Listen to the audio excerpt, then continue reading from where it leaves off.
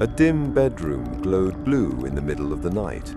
A teenager sat hunched over a laptop, refreshing a web page over and over again. On the screen was something he was never supposed to see.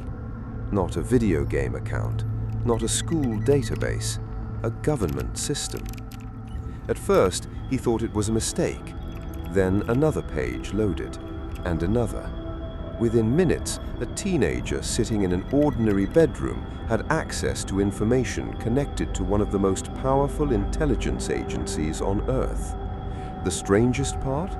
He hadn't broken in through some impossible Hollywood-style hack.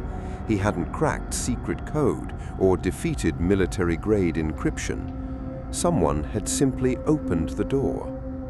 For years, intelligence agencies have been portrayed as digital fortresses, vast networks protected by elite experts, expensive technology, and layers of security designed to stop even the most determined attackers. But every fortress has a weakness, and sometimes that weakness isn't a computer, it's a person. The group at the center of this story wasn't a nation-state operation or a team of career criminals. They were teenagers, young, curious, reckless, and increasingly confident. Most of their time was spent online, moving between gaming communities, chat rooms, and corners of the internet where information flowed freely. They discovered something many experienced hackers already knew. The easiest way into a system is often through the people protecting it. Instead of attacking machines, they targeted trust. A phone call here, a convincing story there, an account recovery request that sounded legitimate, a support employee trying to be helpful. One small mistake, then another. The security systems remained intact, but access started appearing anyway. To the teenagers, it felt almost unreal. Accounts connected to government employees, contact information, internal data, pieces of a world they had only seen in movies and news reports. Each successful intrusion made them bolder. What began as curiosity slowly transformed into a game, a dangerous one. Across government offices, security teams started noticing unusual activity. Logins appeared where they shouldn't. Requests arrived from unexpected locations. Small anomalies began forming a larger pattern. At first, investigators assumed they were dealing with a sophisticated foreign operation. That assumption made sense. After all, who would expect a group of teenagers to be responsible? While officials searched for highly trained adversaries, the real suspects were sitting in bedrooms, talking online, celebrating successes, and pushing further than they ever should have. The gap between perception and reality became one of the most embarrassing parts of the entire case, because the attacks exposed something uncomfortable.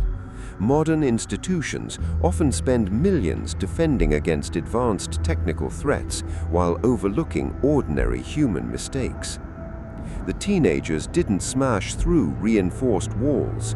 They found side entrances, a forgotten process, a rushed employee, a support desk trying to solve a problem, and every successful shortcut revealed another weakness hiding behind the appearance of security. Eventually, investigators began connecting the dots. Digital breadcrumbs stretched across accounts, messages, online identities, and communication records. What once looked like an invisible threat started taking shape as real people with real names. The hunt accelerated. Agencies worked alongside law enforcement, tracing activity back through months of online behavior. Every login left a clue. Every conversation created another lead. The internet that had helped the group operate anonymously was now helping investigators reconstruct their path. Slowly, the walls closed in. Arrests followed. Courtrooms replaced chat rooms. The excitement that had fueled the intrusions suddenly collided with reality. The consequences were no longer digital. They were personal. And that's what makes this story so fascinating.